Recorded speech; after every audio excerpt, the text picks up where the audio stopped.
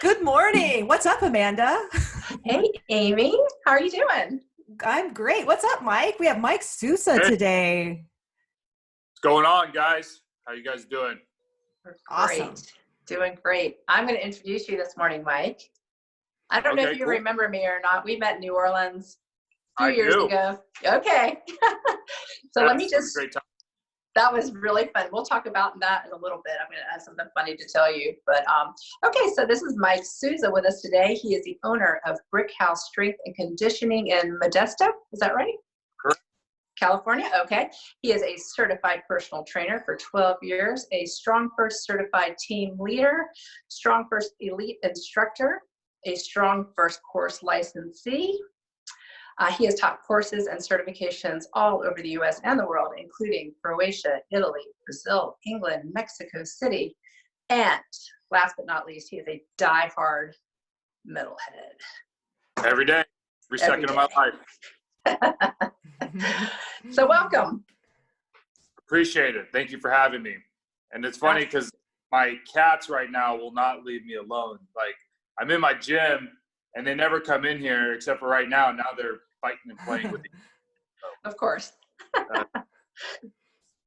So what's going on with you, Mike? Well, we are closed down, or I am closed down for the moment, since this whole craziness went down. So this time I have been really focusing on just kind of fixing the weak links in my business model. So I've been kind of expanding my gym. It's been a process. I've been at the Brick House for 5 years. I actually train out of my house. So this has kind of been a blessing in disguise with not a lot of overhead. My fiance, she's an attorney, so she's been working. So we've been good on that front. So I have not had to rush to get any loans or kind of scramble financially to kind of figure out what's going on, where our next step is. This phase has been, how can I make the Brick House better? So I've been expanding. Past few years, I've laid like a new slab of concrete, added about 600 square feet. But during this quarantine, I've actually been building a giant structure over the concrete. My father-in-law and I cut down giant redwood trees, like big old redwood trees, and milled the wood ourselves and created these like 7-inch by 14-inch beams, 700 to 800 pounds each, and cut them ourselves and built them ourselves. So we built this whole thing from scratch. So That's beautiful. Wow. it is. It's Yeah. pretty cool. It's a lot of work. So my whole time has been dedicated to. The big beams are already up, so it's been a lot of staining. And you want to talk about having some proper joint mobility, staining, you need it on a ladder. Constantly just doing this for hours on end, so, but I've just been doing that, been focusing on making sure I have enough space for people to train, making sure that my setup, I don't know if you kind of, but it's kind of dirty, but this is my Breaking up a little bit, kind of Mike. the stuff I have inside. So, and then outside.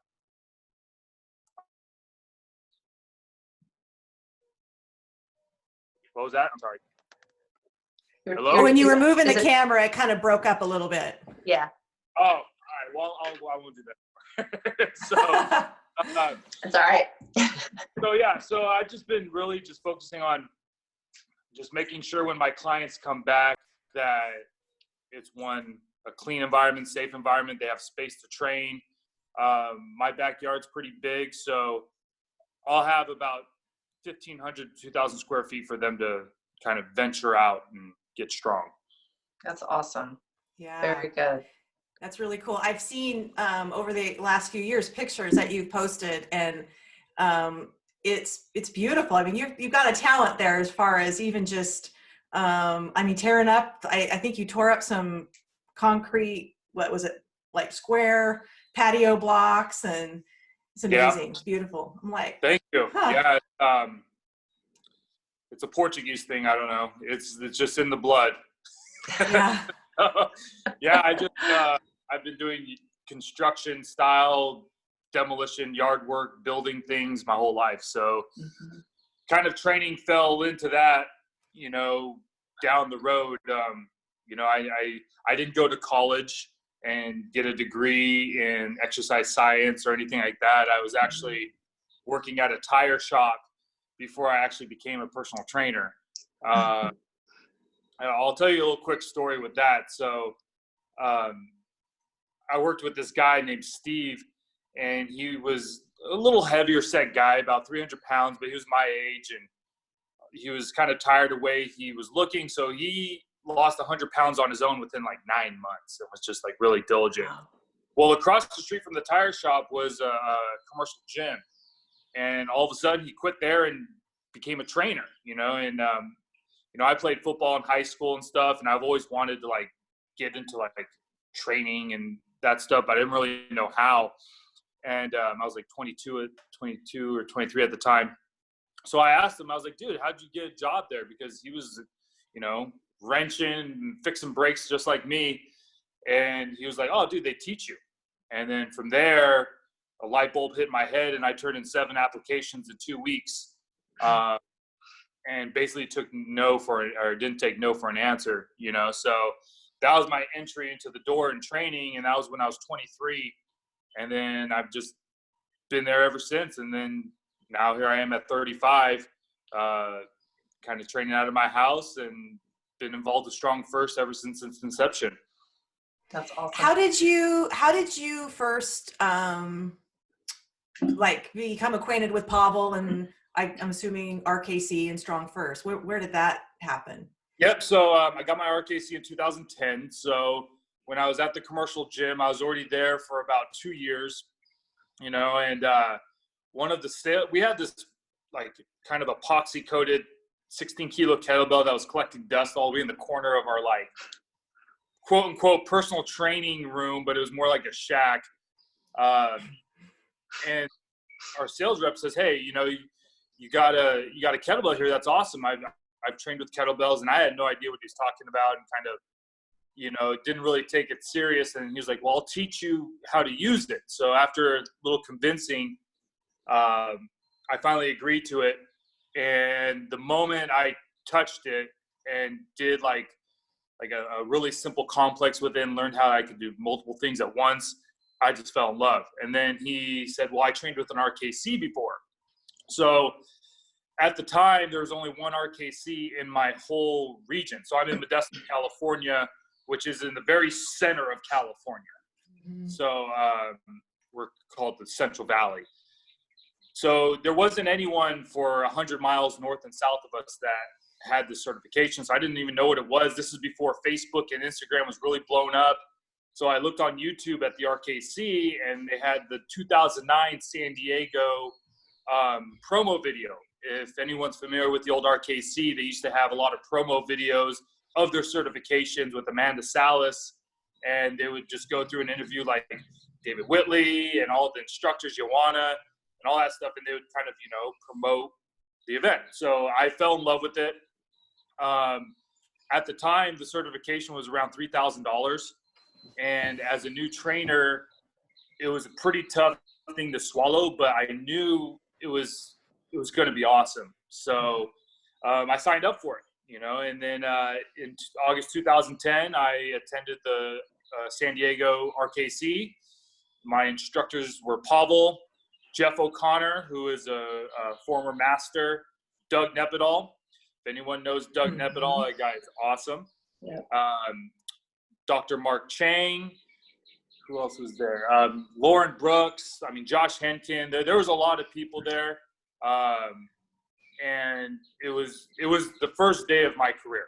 Just put it that way. Of my, I called my business partner at the time, and I told him, dude, we don't know anything. And this is a whole new ball game for us, So, yeah, and then from there, I started attending more events. I did the CKFMS, the RKC Level 2, a lot of special events that the Dragon Door put on at the time, like Easy Strength Seminar, maximum impact barbell. I mean, you name it. I just went to every one I could. And I actually went to the very last RKC level 2 taught by Pavel. It was Pavel and Jeff Newport in Minnesota. And the next day, Pavel created Strongfirst, or opened up Strongfirst. So it was very, very cool at that cert because there was only about 23 of us. And it was a 3-day event with Pavel and Jeff Newport. And that was cool. Wow. Very cool. You were at the first Strongfirst one too, weren't you? I was at the very first Strongfirst certification in Houston, Texas, assisting Lauren Brooks's team, Team Brooks. I've also was at the very first barbell certification in the United States. I was at the first Croatia certification. I was at the first Doma Strength, assisting there. I was at the first Brazil certification ever. So we, Fabio invited Joanna and myself to go teach the very first level 1 kettlebell certification in Brazil. And that was an amazing time. That was Brazil is very cool. Yeah. It's a whole nother level down. That's where I met you first, was the first Doma Strength. I think we just said hi in line, getting breakfast or something, and then but we assisted together in Portland. Yep. Industrial Strength. That's right. My memory of you there, I mean, I have a lot of good memories because we were assisting together, but we went to dinner I think our first night, and at a brew pub, and they had these massive plates of nachos. I mean, one plate could have fed 5 normal people, but you and Jason Marshall pounded down 2 full plates of those nachos. I was just like, wow. Gotta eat heavy. Yeah, that was awesome. I was at that first Strongfirst kettlebell cert in Houston also. I think that's the first time I met you, and I was on Jason was my team leader. That was awesome. Quite a weekend. I have to say that was like more brutal than any, in my opinion. And I think it's because it was the first. Pavel was there. Everyone was there. And I was wrecked at the end. It was, I think they wanted to create the standard that day. Yes. Yeah. And they did. Yeah. I think everybody, if you're involved with Strongfirst and been through the certifications, your level 1 is just something you will never forget. And it's very special. And mine was at the Dome in 14. It was cool. I was on Fabio's team. So great awesome memories. And Fabio's a very good friend of mine. I love that guy. And he's so cool. To talk with Fabio, it's always a great time. Yeah. So, hey, Mike, I want to ask you real quick. I watched your videos a good bit, and you have a pretty unique setup for each of your lifts. Can you tell us about that? Are you talking about my static stomp?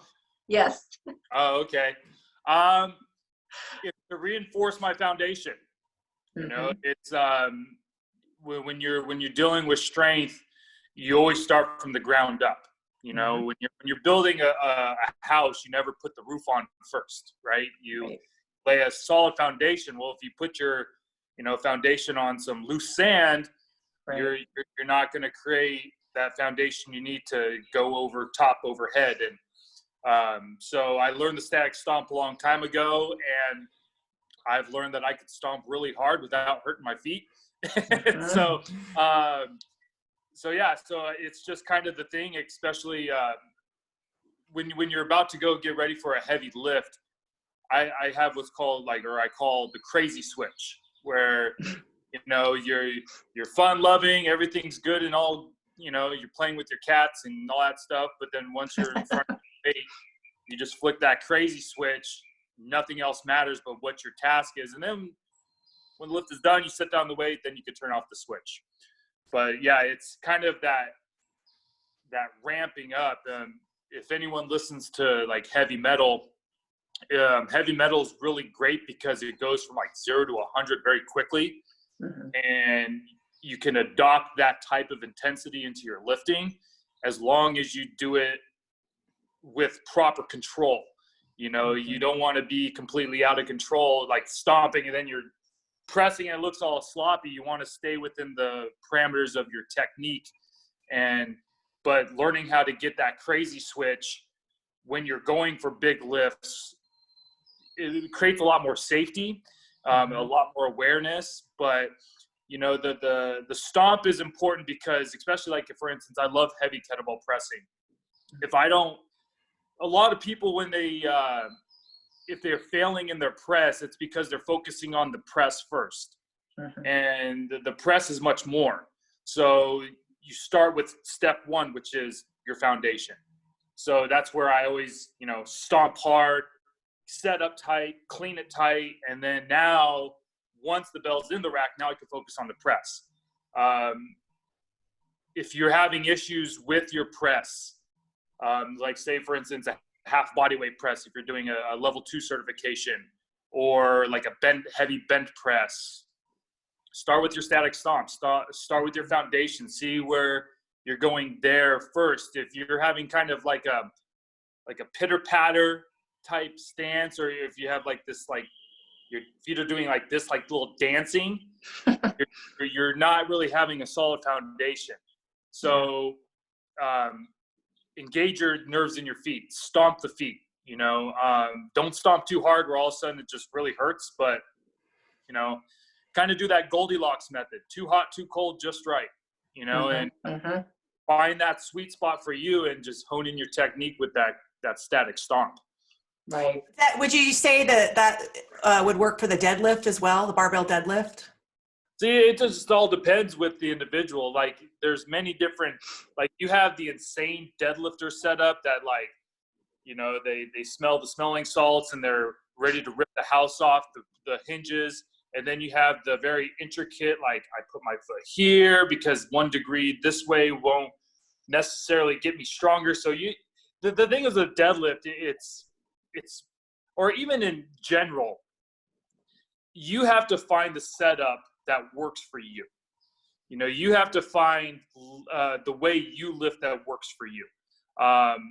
I've taken snippets from the masters that I've learned from, like Brett Jones, Doug Nepidal, Jeff O'Connor, Tamer, Jeff Newport, Pablo. So I take little bits, Mark Rifkin, little bits from them, and then I mold my own. So, like, for instance, like a deadlift. Okay.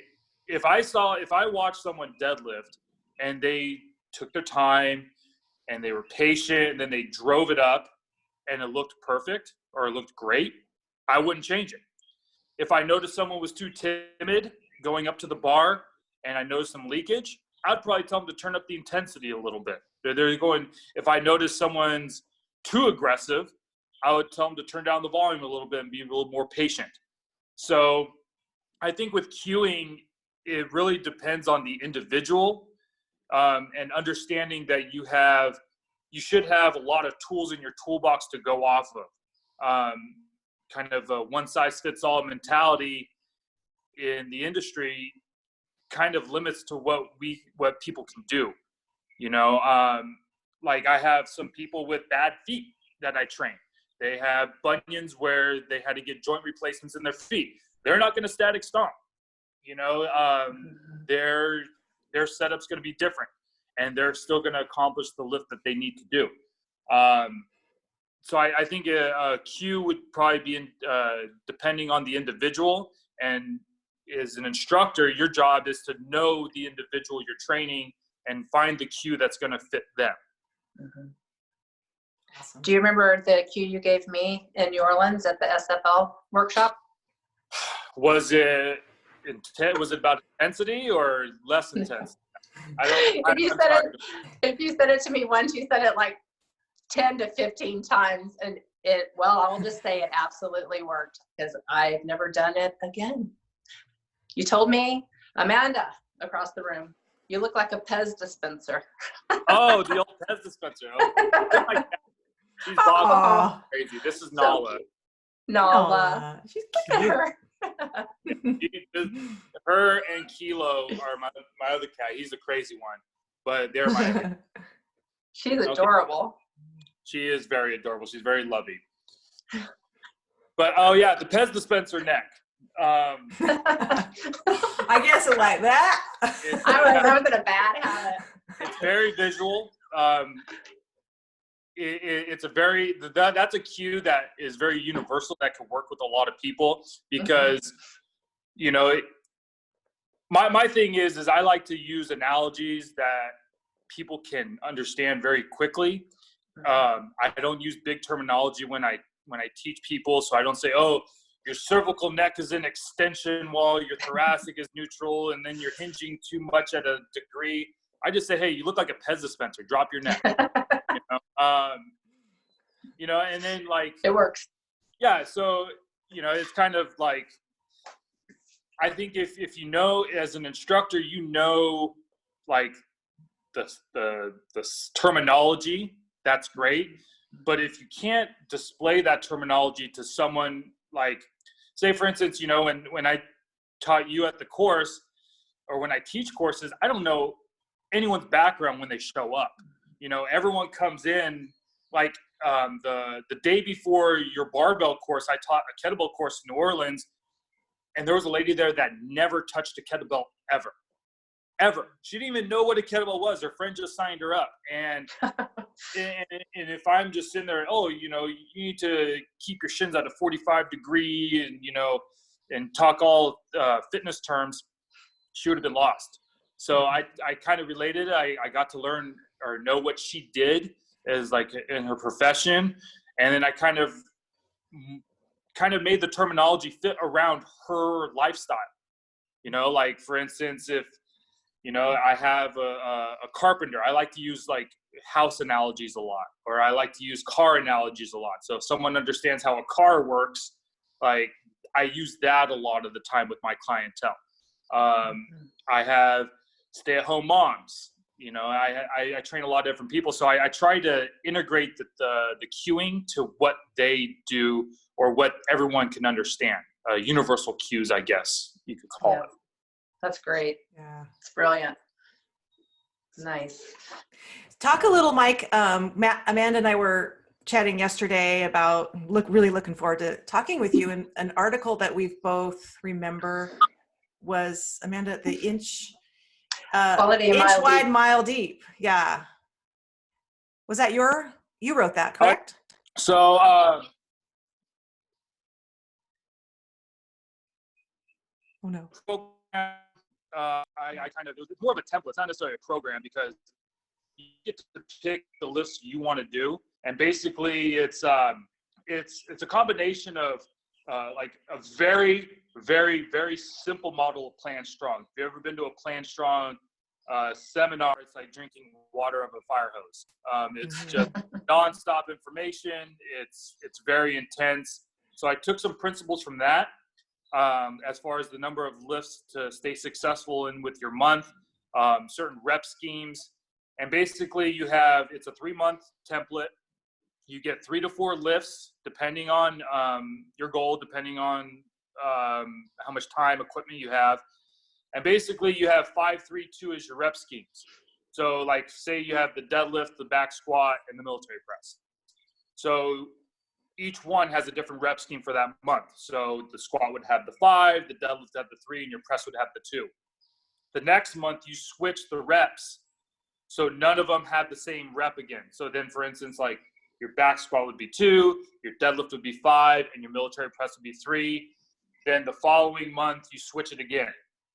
So then they don't have the same. And there's certain reps. So for instance, with the 5 reps, you do like 5 sets of 5, 5 sets of 6, 5 sets of 7, 5 sets of 8 in your month. So each week would be a different, an extra set. Okay. So with your 2 reps, you do 2 sets of 12, 12 sets of 2, and then you'd add a set every week. So then you'd end with 15 sets of 2. Your 3 rep month would be start at 10 sets of 3, end with 13 sets of 3, if I'm correct. So then the math adds up to a total number of lifts per month, and you're in charge of increasing your intensity. So like say for instance, you feel like $1 million, you ate your Wheaties, you're just feeling great. You start like say, we'll go with the 3 rep, for example. You have 10 sets of 3 today. Let's say, what I say in your deadlift. So let's say you're pulling 315 for 3. Feels easy. You have the decision to move on up. Okay, you could say, okay, well, I'm going to move up a little bit more, say 10 pounds. That's 325. At that point, that kind of felt more difficult, challenging. So say you just stay there, or 320, and you just do that for the rest of your month, or the rest of your training session. Next time you do it, you start at that 315, and then you can either move up, move down based on how you feel. And you always keep a couple reps left in the tank. Mm-hmm. So with that, you'll notice that throughout your month, you'll be progressing more weight more frequently, and you'll minimize fatigue. I've had a lot of people do it to get ready for the SFL certifications, and it has worked very well, because one thing it focuses on is volume, but volume at small quantities. So you're doing 3 reps. So you're not doing like a set of 8 or a set of 10. You're focusing on a quality 3. And then you just get that quality every single set. If you can't maintain the quality, then you drop down in weight. If you feel like, oh, this is awesome, you move up in weight. And then at the end of the 3 months, you'll realize that you have a lot of volume under your belt, and you're able to lift more effectively, safely, and more heavy consistently without any issues. Yeah. I did it after that SFL workshop, and I loved it. Awesome. That's good to hear. Yeah. Mm-hmm. Yeah, it's great. fun. If you're exercise ADD, it's not for you. So if you need like the exercise of the day type thing, it's about honing your skill. And with barbell lifting, as well as many other modalities in exercise, but the barbell is a lot about technique dialing in. Mm-hmm. You're fixating under a bar. So the bar is very unforgiving. So making sure your technique is on point is very important. It's more important than the weight. But in the turnaround, you'll be able to lift more weight once your technique is dialed in. Right. Absolutely. Right. Can people find that program? Is it still up on the Strongfirst site as an article? Yeah, it's the only article I've written. So you can either search my name and it's on there, or you can just type in quality a mile deep. The reason why I called it quality a mile deep was because at my very first certification with Pavel, the RKC, he had 2 phrases that really stuck with me. One was quality over quantity, and then the other one was inch wide, mile deep, where you take a couple exercises and you get really deep with them. Then instead of doing like 10 exercises where you just skim across the top, like say for instance, like you join a training session at your local gym, and all of a sudden, the trainer has you do this, and that, and this, and this, and this, and that, and then you're lost, and you're like, okay, the quality just becomes very poor at that point. Instead of saying, we're going to focus on 3 to 4 things this session, and we're going to dive deep and focus on the skill of this lift. That really stuck with me. Also, the quality over quantity. Instead of doing 1 set of 15, do 15 sets of 1. And that will, in turn, you could lift more weight frequently, more heavier weight frequently, but you're minimizing the poor quality. So those things I think are the 2 major principles of what like Pavel's system and what Strongfirst really is becoming strong without like the fatigue of the body, where the 1 more rep type mentality, it's 1 more rep only if you have it. It's not necessarily like, you're going to dig deep and push as hard as you can, and your 1 more rep looks like you're going to blow a disc. It's like, think about like a tractor or like a crane pulling something, and it could hold a certain load parameter. Well, the foreman says, hey, we got this 2 times heavy load that, you know, it's the last load of the day, but we're just going to load this crane up. I don't know if we can hold it, but let's try it. And all of a sudden the crane bends and folds and takes down the whole structure because the foreman got greedy and he wanted to go to home early from work, right? So that would be like an analogy to use when you're doing with strain training. You don't want to be that foreman trying to overload the crane because it looks cool or because you're trying to get done early. Mm-hmm. You want to put quality load on your body, quality load on the crane, let's say, since the deadlift is like a crane. And you want to, you know, make sure that you stay within the parameters of the safety of the lift, you know, or the safety of the equipment. Yeah. It's awesome. Yeah. I think that it's when people, when you allow yourself to train that way for, to me, a minimum of 12 weeks, and you see the benefits of that, it's life-changing. I think for me, the program was rite of passage, seeing what just clean and presses and swings and get-ups can do. It's like, holy cow, I am so strong at the end of this. And I mean, I was able to press my level 2 required weight, which was 24 kilos, doing rite of passage with a 16 kilo kettlebell. Yeah. Just and it's focus on the quality, not getting it done. And so I've always encouraged my students to just do these minimalist programs at least once, the full 12 to 16 weeks. Yep. I've done Return of the Kettlebell a bunch of times. If you're familiar with Return of the Kettlebell, it's the second phase of Rite of Passage. It's a double kettlebell program where you're dealing with asymmetrical lifts. So you have 2 different size kettlebells, and it's a press and squat ladder. So basically you do 1 press and you ladder up until once you hit 5 or whatever the last rung is, it could be anywhere from 3 to 5 reps. The last set of that round, you rack and do 5 squats. So but the trick is you have to snatch the bells instead of clean them. So you have to snatch the bells up, rack, press, rack, set down. And you do that every single set. So you have to humble yourself and drop down actually bells that you can double snatch. So I think the Return of the Kettlebell is probably one of the best strength programs I have ever done, because it encompasses so much. So the Return of the Kettlebell, you're dealing with asymmetrical load, and you have a light, medium, and heavy day. Okay, so like say for instance, you could double snatch. Let's say for me, for instance, I could clean and press 32 kilos easy, but I can't double snatch them. So you have to drop down. So at the time when I just started the program, I could press 32s, but I couldn't snatch them. So I had to drop down to 24 kilos. So your heavy day is double 24 kilos. Your medium day is a 24 and a 20. Your light day is a 24 and a 16.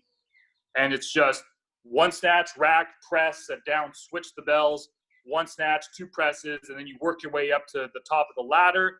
Whenever you get to your top, which is anywhere from 3 to 5 reps, you just rack and do 5 squats. And you do 5 rounds of that, or an hour of whatever you can get within an hour. And then the following week, you do clean and jerks. So you have a grind week and a ballistic week. You have ladders, and you have a light, medium, and heavy day. And it changes the intensity for you. It allows you to hit different templates in one. And by 16 weeks, I went from double snatching 24s to double snatching 40 kilos. And it was a pretty cool feeling. It was really scary, but it was pretty cool. But I've done it. I did it last summer, and I got to double snatching 40s again within 4 weeks of the program. So it showed that I just needed to hone in my skill a little bit, but that strength stuck with me. And I did that like 6 years ago, 7 years ago, the first time I ever did it. Or I'm sorry, no, longer than that, because this is my 10-year anniversary with the system. So it was like 8 years ago I did it. And then I did it again this past summer, and I was able to still double snatch 40 kilos. Yeah. Wow. That's amazing. And you find that when you do then go back to barbell training, all that kettlebell work just carries over because Yeah. and you do barbell training still in your own practice? I do. This past couple weeks, she just keeps bothering me. So, We love it. We have our animals too. So We do. I have my crazy cat guy mug. If anyone knows me and like trains at the brick house, they know how infatuated I am with cats. Brett Jones and Pavel Matchek can agree because cats are awesome. We agree. But We agree. yeah, at the moment, my training has been pretty minimal this past month because I've been really using chainsaws and picking up 700-pound beams. So my really heavy lifting has been going to building.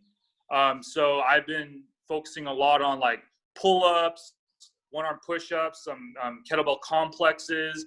I'm keeping my training sessions around 40-45 minutes right now, just because my body is beat up from lifting these giant pieces of lumber. So I've taken a little bit of a step back in my heavy lifting because I'm doing it in another fashion. But once I'm done with this, I'm going back to some heavy barbell work. But primarily right now, I've been doing like 10 reps of deadlifts, like a couple sets of 2, maybe a set of 3. I'm not on any specific program. I'm just kind of using my intuition and seeing how it feels, keeping between like 60 and 80% of my 1 rep max, and just having fun within there and just focusing on the technique of my lift more than the actual weight. Great. Are you doing any virtual coaching right now with your people? I am not. Couple reasons. One, I'm just horrible at it. Another thing is like I tell people when they train with me, you should have the skill set to be able to train on your own when I'm gone. Like as we are in this situation now. So what I did was, because I have about 45 members at my gym. So each one is I have a 80-year-old client all the way to a 18-year-old gentleman who's getting ready for special forces in the military. Each one has specific needs, right? So in my situation, how my gym runs, doing a Zoom session with like a virtual training with like a bunch of different people, especially with the type of equipment they have, it would have been really tough. So I gave them programs to do on their own. I wrote out stuff. I had calls with them, like kind of a Skype, or this is the first time I've ever used Zoom, so it's like the same thing. So I just programmed them out and told them that they know what to do, and they're skilled enough. I mean, I have clients been training me for 10, 11 years, so they have a good swing. Right. People that train me for a while, I have like my clientele is pretty highly skilled, so they don't necessarily come to me. They come to me for technique. Obviously, when you're training, there's certain modifications that need to be done on the fly, but they've been trained to really focus on the quality of their lifts. And I program them in a lot of complex, like, or not complex, but like ladder forms. Some do complexes, some don't, but like ladders are the safest way for people to train. And you could just have people do different rep schemes of ladders, and they could train on their own and be very safe and effective. So in that sense, I just tell them that you need to, this is a time where you need to look into your own self and train, and I'll check in on you, see how you're doing. But, this is a time where if I'm not here, you got to train on your own, So it's been going fairly well. Some people do it, some people don't, based on the circumstances of life. Some have little children, some are trying to scramble to get their finances in order because everyone's life's in chaos right now, so it's understandable. But my goal during this time was to make sure the brick house is really functioning better than when they left. a couple weeks ago, or Mhm. it's been a month already since I closed down. So it's crazy. It is crazy. Yeah. They're going to come to a great place. Do you think that you'll be hosting events there at the Brick House? So yeah, I just hosted a kettlebell course, a Strongfirst kettlebell course, right when they announced the quarantine, like a couple days after. So I had some people not want to come with that, which is very understandable. I'm actually hosting a barbell course here June 26th. Strongfirst barbell course will be at the Brick House. I've taught a few courses here already, kettlebell courses, but now with my new space, I have a really good spot to have, 15, 20, 25 people train very safely here. So I'll be doing a lot more courses here. That's kind of my whole reason for expanding too, is to, be more localized in my course teaching, because I've taught courses all over the place. Like Amanda, like I was in New Orleans, stuff like that. And I've taught many places. So being able to teach in your backyard the principles you've taught all over the place is pretty cool. It's pretty. Yeah. So, yeah. I'd go there. Yeah. Yeah. Hey, you're For welcome. sure. Yeah. You're not that far from me, so I could go there. Yeah. We'll drive down together. Yeah. Awesome. I'm also teaching. So I just got back from Brazil in November. I taught a certification with Doc Hartl out there in November. I've been on the radar for a couple events to go teach at like Strongfirst certifications. I've taught at Oakland's Most Powerful. I don't know if you're familiar with them. Mhm. The Savages over there. I've taught a bunch over there. I taught with Annalisa Naldi this past year a couple times at her gym, Evolution Trainers. That was really fun. I've been doing some collaborations with some other team leaders. Like I've taught with Asha Wagner. We taught a course in Oakland together. I taught with Denzel Allen. We taught a course in Oakland together. So I've been doing a couple of those things. But I mean, until this quarantine thing is done, I can't really book anything, because no one knows what's going to go on, and it's a weird time. Like they're even talking about NFL games without people in the stands, and That's so weird. Yeah. And who knows? I mean, it's just a weird time. I can't describe it any other different. It was just weird. My gym is in Mississippi, and they're already starting to put out when we can possibly open the gyms again, because we don't have a lot of cases. And so they're starting the levels of release, basically, Yeah. So it could be a week. I think I don't know. California is a little interesting. I think we might be a little bit longer. They're saying middle of May, hopefully. But I'm just very fortunate I train from home, because a lot of our friends in the industry rent facilities, and and we're all getting screwed on the loans that we can get, the funding we can do, because it wasn't our choice to close down. We were forced to close down. And it's not like business was bad. It was just we were forced to close down. So I'm just very fortunate that, one, I have an awesome fiance that is working her butt off, but I don't have that crazy overhead that a lot of our friends do in the industry. I train at home. I own all my equipment. I'm not leasing any equipment. So if I were to probably give any advice to say a new trainer or someone who's just opening up a facility, is try not to lease your equipment, and start small and build up from there. I've doubled my equipment size in the past 5 years, but it's like, when Rogue has their 5 for 5 deal on, Black Friday, I would buy stuff like that, or, I would slowly progress my inventory, and then I would cater my training to the inventory that I had of equipment. So like, for instance, if all you have is kettlebells, you should program your clientele to obviously basically kettlebell training and the equipment you have, right? it's just, you see some people that like, you know, put a big investment on like a brand new gorgeous facility where they don't have that many members, and now they have to really fight to get members in.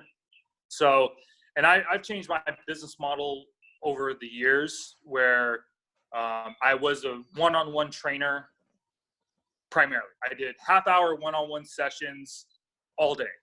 And I have changed that since I've opened the Brick House to like a semi-private type group setting, where you can have, as a trainer's end, you get more people in with the hour, and you can charge your people less, you know, so they're getting the best bang for the buck because they're getting a lesser rate, but you're getting a better bang for your buck because you're getting more people in the door per hour. Right. So it's a win-win. But I have recently changed it to, and I was influenced by, I don't know if you're familiar with Danny Sawaya out of Evolution, Tucson Strength down in Tucson. And then my friend Tiago out in Brazil, in Porto Alegre at B-Pro. So what they've done, like, so what B-Pro does is they have certain trainers that have a block of time. So like, say, Amanda, you were working at this gym, and from 4 to 8 p.m., that's when you're there. So they would assign you clientele for that block of time, and you're in charge of their programming, you're in charge of all their stuff, but they show up when they want, and you're there at that time. Right. So they basically are going off of the program, and you're making sure that they keep the quality. You know, and Danny in his gym, he is kind of like a private commercial gym where he does, you know, open enrollment membership where you could go and train whenever you want, open gym, but they also do classes and, you know, personal training and stuff like that. So what I've recently done, probably the past 6 months, is I've taken away appointment times and created block times. So, like, the biggest problem I was having was people were like, if I had let's say a 5 p.m. appointment, people would show up at 5:05 and be stressed out because they had to rush here and they felt like they were late to their appointment. And then they're already coming in stressed, or the quality of their session was going to be diminished. Or they wouldn't show up at all because they were like, oh, I'm late anyway, screw it. So I changed it to block sessions. So I have from 6 a.m. to 10 a.m. You could come anytime between then, and you could come train. And then I have from 4 to 7 p.m. So just like if you were to get off work and you were going to go show up at a commercial gym at your own accord, you can go sign up. You sign up to one of the blocks on my schedule, and you just show up when you can, and then you get your training once you show up.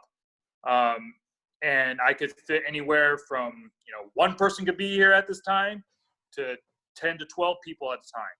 And they're all getting their individual training, and it just kind of flows. And, you know, within that 4-hour block, you know, it really goes really fast, but I've noticed the energy has been great for people because they're not stressed to come to an appointment.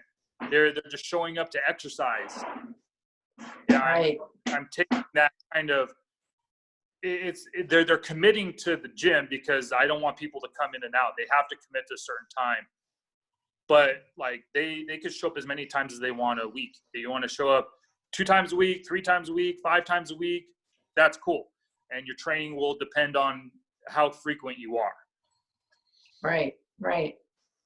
So you have to have enough equipment in case you do have, like, say, 15 people show up in the same time. Correct. You're prepared for that. Yeah. Correct. And then understanding, okay, well, you know, like I'll have in the session, you know, a 77-year-old lady who just fell recently and she had almost broke her orbital bone, but split her head open. So now she's learning how to walk or get off the ground. At the same time, I have someone who's, you know, working on aesthetic goals. I have some people that are working on, you know, just, you know, spinal fusions that are just trying to move better. I have like a special forces guy that's trying to get ready for the military. And just, they're all intertwining together. So it's like going to a commercial gym, but in a private setting. Right. That's great. And you have a professional instructor guide you through the whole process and making sure quality and your programming's on point. making adjustments on the fly, stuff like that, and then creating that Right. that type of community. I like Right. that atmosphere too. It seems like the people would be really encouraging each other and helping each other, even with different goals, because you're going to have to share equipment. You're going to have to kind of, like you say, work around each other with different goals. And I could see that being a really great model just for Yeah. building that community. And Yeah, it I really like is. that, Mike.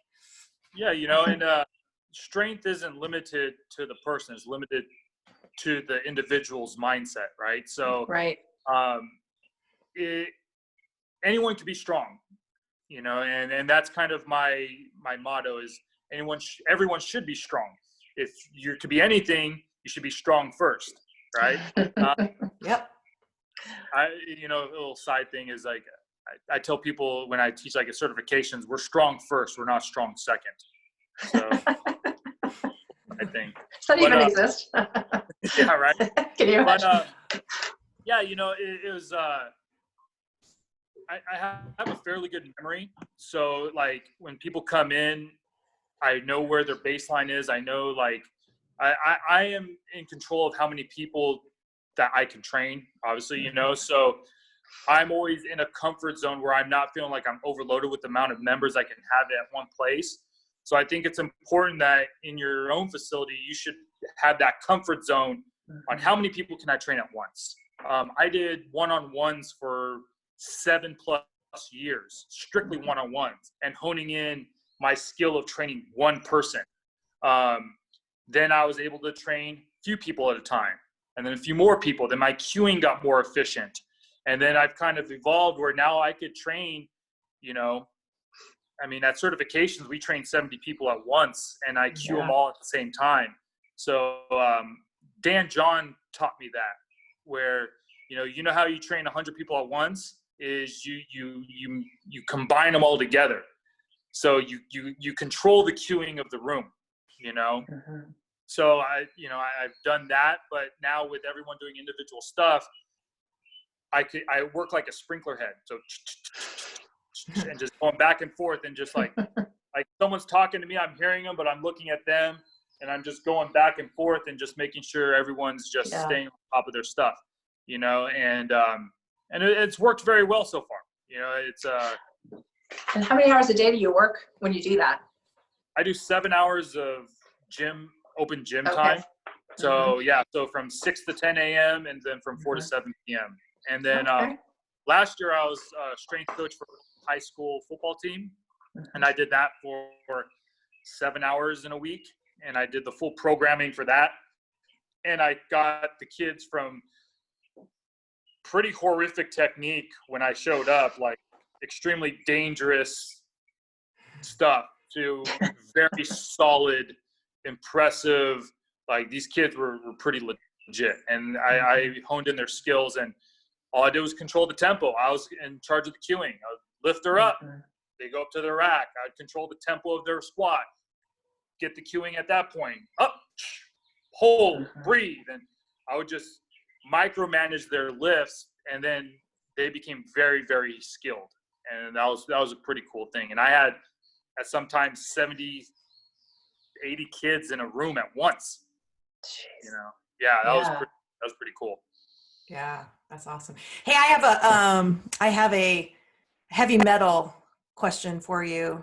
Awesome. So I'm familiar. I'm a 50-year-old woman. I like rock and roll, obviously, but my exposure to heavy metal's probably limited to like Pantera, Metallica. What is a good entry point for real metal? Like if I wanted to explore the genre a little deeper.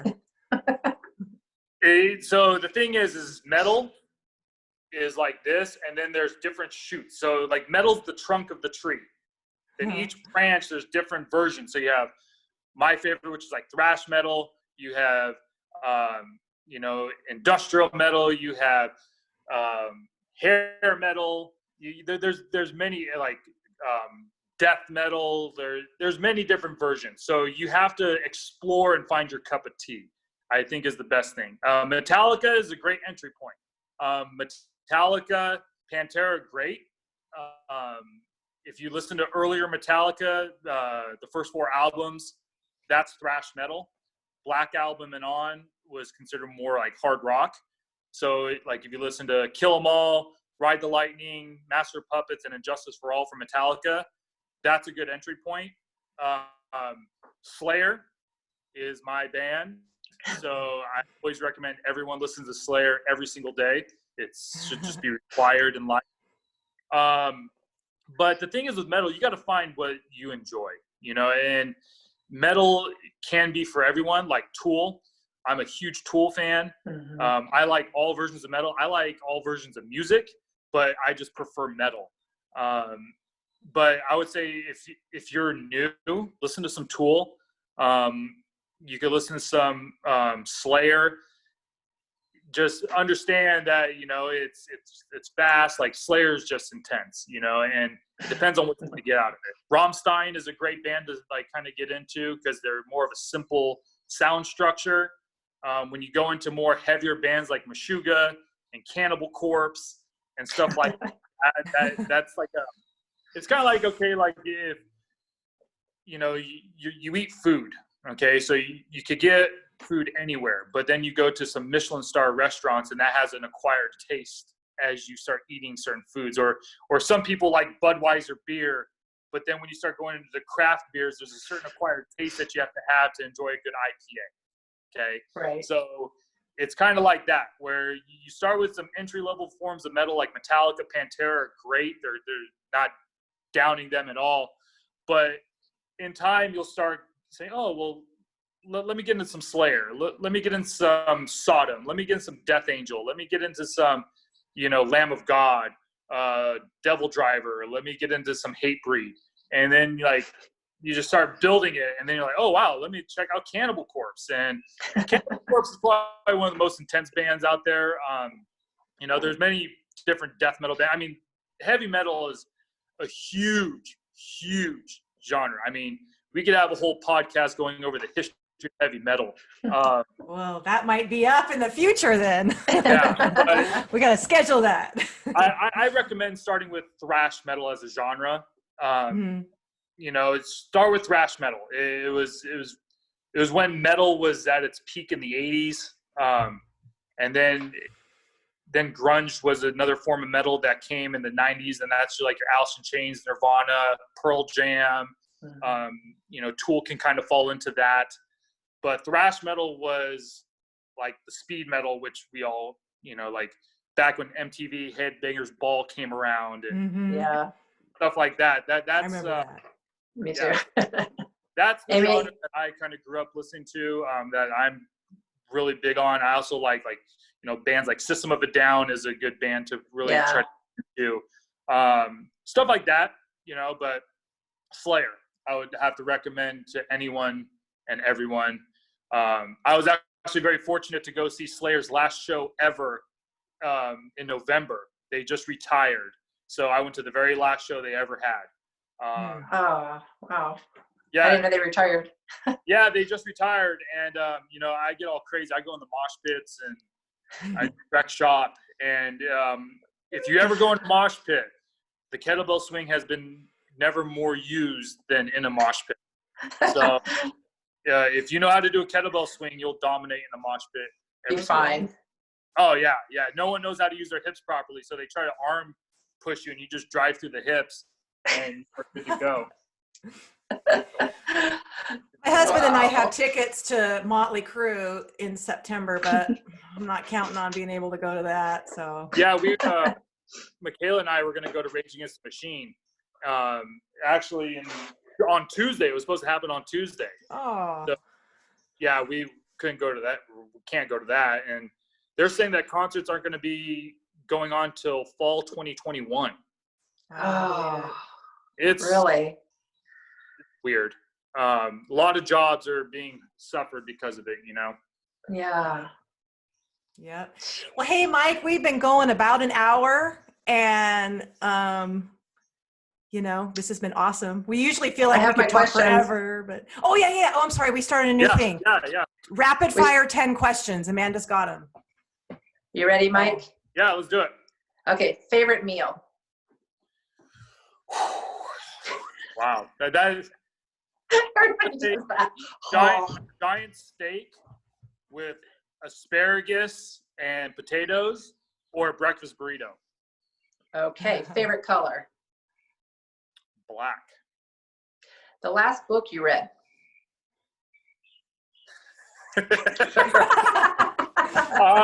Okay, I don't read many books. I'm more of an audio guy. I just can't sit there. I get very bored from reading. But one of the books I did read was on Bill Walsh, the former head coach of the 49ers. He had a book on leadership and how he built the 49ers from the worst franchise in sports, American sports, to the best franchise in American sports within 2 years. So I read that. That was actually one I couldn't stop reading. So awesome. All right. Okay, here's a good one. Your most memorable concert. I've been to over 50 big shows. I'm going to have to say this last one, Slayer's final show, was really epic.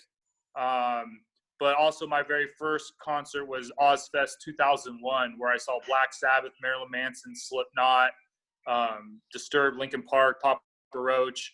That spawned it all for me. But Slayer, I've seen Slayer about 17 times. Everyone is epic, and people get massacred. So I'll just say really quick, at Slayer concerts, people get mauled, and I've seen people leave the pit with like compound fractures out of their arms and legs, bleeding profusely, screaming and crying, and I'm like, that's where I need to be. I knew you were going to say that. Okay. All right. Something that people get wrong about you. Some people get wrong about me. That I'm always serious, which is because I put on like every picture I do, I never smile. I'm always like this tough guy, but I'm usually joking around a lot. And I do have a soft side. I love to garden and I love my cats. So that's one of the things. So yeah. Okay. When's the last time you had a hysterical laugh?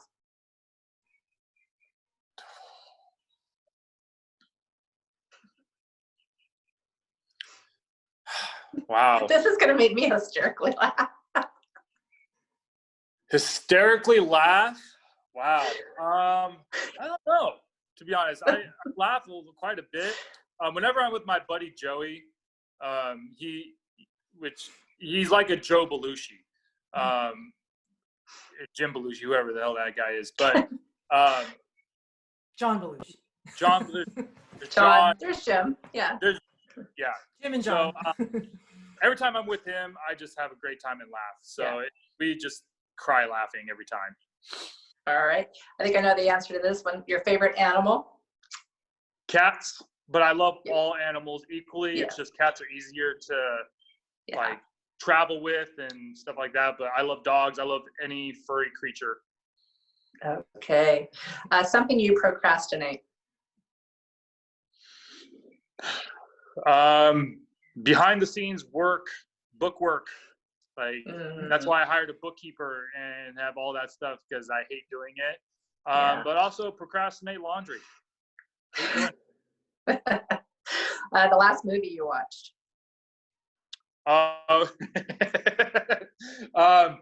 We just watched Princess Bride last night.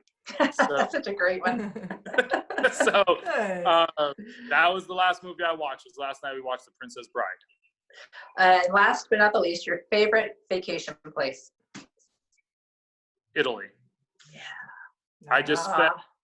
My fiance graduated from law school this past summer, so we just spent 2 weeks in Italy.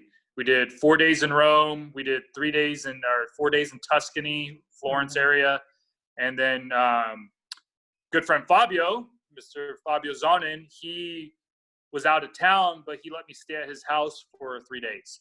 So I got to go up to Vicenza and explore northern Italy, and then Fabio is the most generous man. I mean, that guy is awesome, and he paid for this dinner that was like this 7-course dinner with like Florentine steaks and all this stuff with his good friend owns the place. And I mean, he's just a great guy. And But Italy is absolutely gorgeous. I'd move there in a heartbeat. Yeah, I saw your pictures. They were amazing. Yeah, it was. I love it. But I love anywhere that you can have a good time. I love the United States. I love it Yeah. all. You know. Yeah. Well, that's it, Mike. Awesome. Yes. Awesome. Thanks Thank so much. That was Yeah, great. I will get this put up on YouTube later today, and the podcast portion will probably be out tomorrow. And do we know how to I'll get in send touch you with you, Mike? links. Oh yes, what's the best way to get in touch with you? You could. I'm designing a new website at the moment, so that's part of my quarantine goals. But you could contact me at sousastrong@yahoo.com, or you could find me on Instagram at sousastrong, SOUSA. I get mistaken a lot for SOUZA, but it's SOUSA strong, or at Facebook, Mike Sousa, and just those avenues are great. Okay. Awesome, Mike. Thank you so much. It's been a pleasure to have you. Stay healthy, and we look forward to seeing more of you in the brick house. Yeah, looking forward to it. Thank you guys. It was great. You Loved bet. it. Thanks Awesome. a lot. Okay. Take care. Okay. All right.